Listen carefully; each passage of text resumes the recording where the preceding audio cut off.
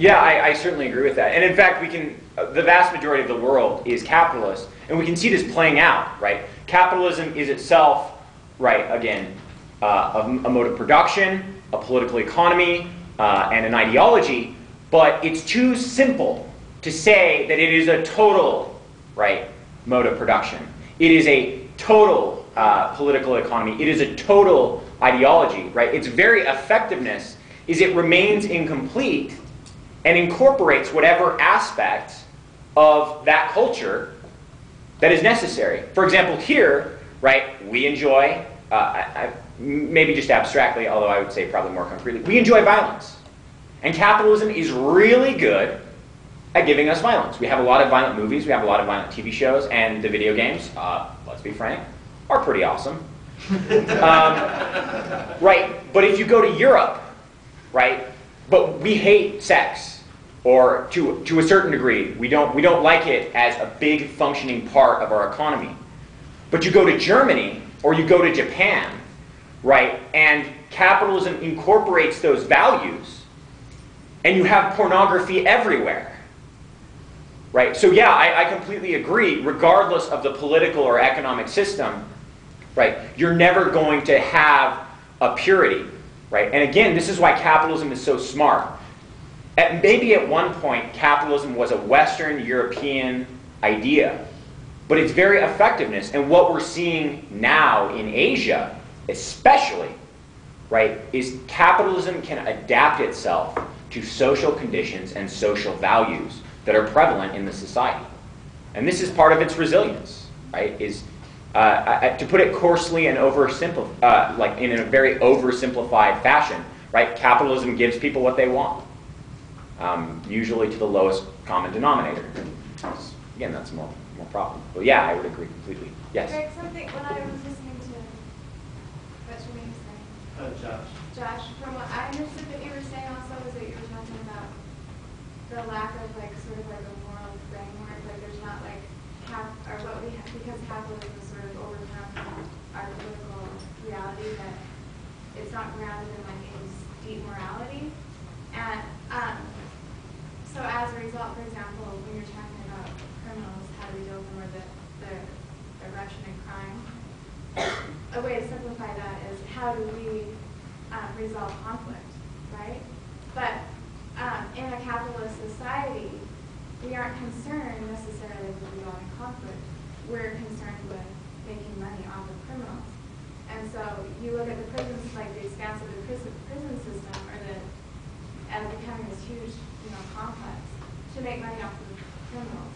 So everything becomes about, there is not really, I would argue, there isn't a moral framework, because it isn't grounded in any sort of like true morality, or at least as concerned with the flourishing of the human being, which I think sounds like what you were saying. I just wanted to add that in.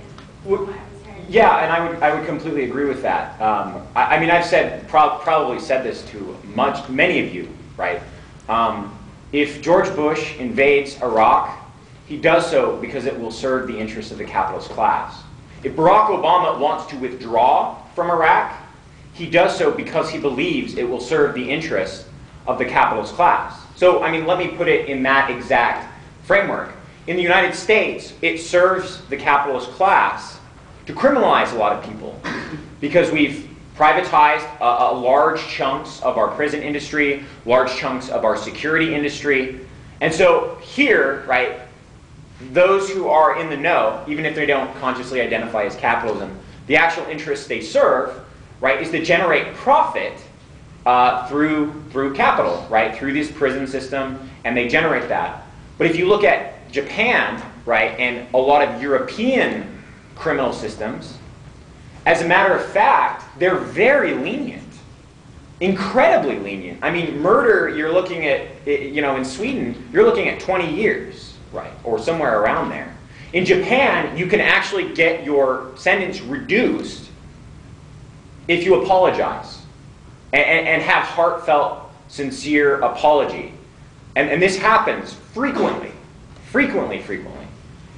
Now, what should we make of this? That, the liberal, Europeans are more enlightened, and the Japanese have this residual sense of honor that one can apologize and it makes it good. No, not at all. What they think is, no, the costs to us of criminalizing people ultimately are going to cost a lot more than the profits we would make off of criminalizing people. And so it makes sense. Why would you criminalize someone when you can put them in, or for marijuana, for example, when you can put them in rehab, 6 months later, they'll be out working their job, right? And so it's not necessarily any high-minded, and I think you're absolutely right. It's not any high-minded moral core that's at play. Although morality is at play. I mean, this is what makes ideology so powerful. You do not have scheming capitalists going, I bet I can squeeze another penny from them. They do it, and they don't know that they do it. They think, oh man, these criminals, they're overrunning our society, we've got to criminalize all of them, right? And what interest does it serve? It serves the capitalist interest.